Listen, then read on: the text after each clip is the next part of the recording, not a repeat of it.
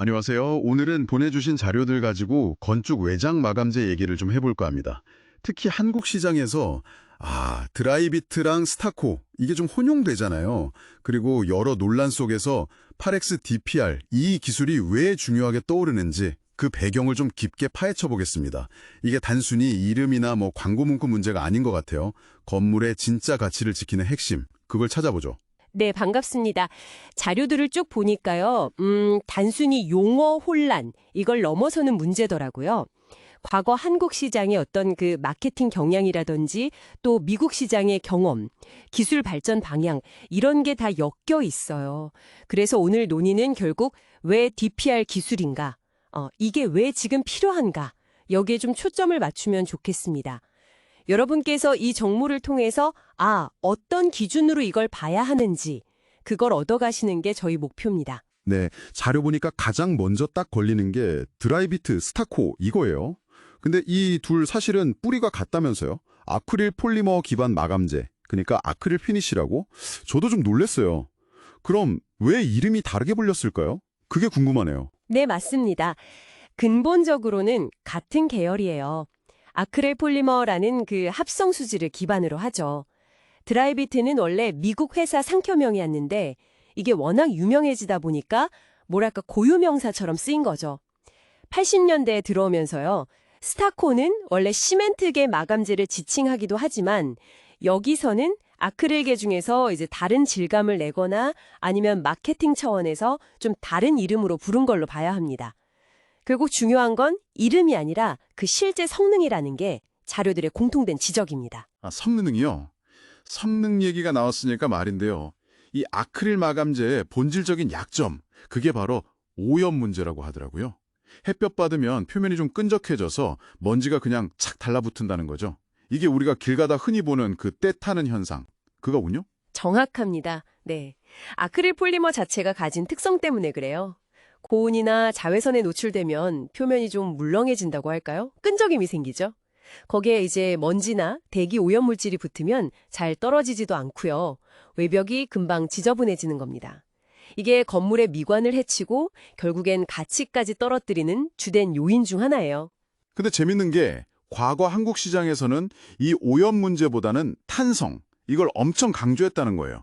자료 보니까 탄성 스타코 이런 이름까지 쓰면서 마치 탄성만 좋으면 모든 균열을 다 막아줄 것처럼 광고했다고요.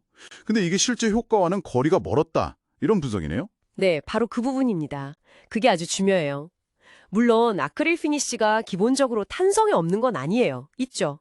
하지만 망암재 두께가 고작 1mm 내외인데 이 얇은 막의 탄성만으로 건물 구조체 자체가 움직여서 생기는 균열까지 막는다. 이건 현실적으로 거의 불가능하다는 게 전문가들 지적입니다. 자료에서는 거의 넌센스다 이렇게까지 표현하더군요. 넌센스요? 네, 어쩌면 그 오염이라는 본질적인 약점, 이걸 좀 가리거나 아니면 뭔가 차별화된 마케팅 포인트를 잡으려고 했을 수도 있다는 거죠. 아하. 그럼 탄석이 핵심 해결책이 아니었다면 건물이 오랫동안 깨끗하게 유지되려면 진짜 중요한 기술은 뭐였을까요? 다른 방법이 있었나요? 바로 여기서 오염 저항성, DPR 기술이 나오는 겁니다. Dirt Pickup Resistance. 미국 시장은 우리보다 먼저 이 아크릴 마감재의 오염 취약성, 이걸 인지했어요. 그래서 이걸 해결하려고 기술 개발에 집중했죠. DPR 기술이라는 건 쉽게 말해 고온에서도 표면이 끈적이지 않게 표면 경도를 높이는 거예요. 그럼 오염물질이 달라붙는 것 자체가 어려워지겠죠. 파렉스 같은 회사들이 이 DPR 기술 개발에 앞장섰고 이걸 핵심 경쟁력으로 삼아온 겁니다. 그래서 미국이나 유럽 같은 선진 시장에서는 이 DPR 성능이 마감재 품질의 아주 중요한 기준이 됐습니다. 그러니까 DPR 기술은 그 탄성 같은 부가 기능이 아니라 아크릴 마감재의 가장 근본적인 약점, 바로 오염 문제를 정면으로 딱 해결하는 핵심 기술이다. 이 말씀이시군요. 이게 바로 자료들이 8X DPR을 그렇게 강조하는 이유, 즉 이걸 써야 하는 당위성이자 필요성이 되겠네요. 정확히 그렇습니다. 네.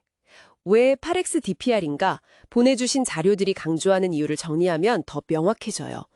첫째는 오랜 기간, 특히 미국 시장에서 검증된 그 뛰어난 오염 저항성, 이게 확실하다는 거고요.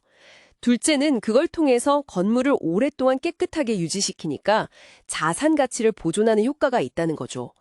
셋째, 아크릴 마감재 본연의 장점, 탄성 같은 건 그대로 가져가면서도 오염이라는 그 치명적인 단점을 극복했다는 점.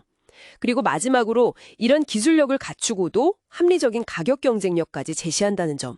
이런 것들이죠. 과거의 그 고탄성 신화나 잘못된 정보에서 이제 좀 벗어나야 한다는 겁니다. 건물의 내구성과 가치를 실질적으로 지켜주는 건 DPR 같은 검증된 기술과 또 올바른 시공법이다. 이게 아주 강력한 메시지입니다. 오늘 이야기를 쭉 들어보니까요. 건물 외장 마감재를 볼 때 단순히 드라이비트냐, 스타쿨냐 이런 이름 논쟁이나 탄성이 얼마나 좋으냐 이런 특정 마케팅 문구만 볼 게 아니네요. 실제 건물을 시간이 지나도 깨끗하게 유지시켜줄 핵심 성능, 바로 오염 저항성, DPR.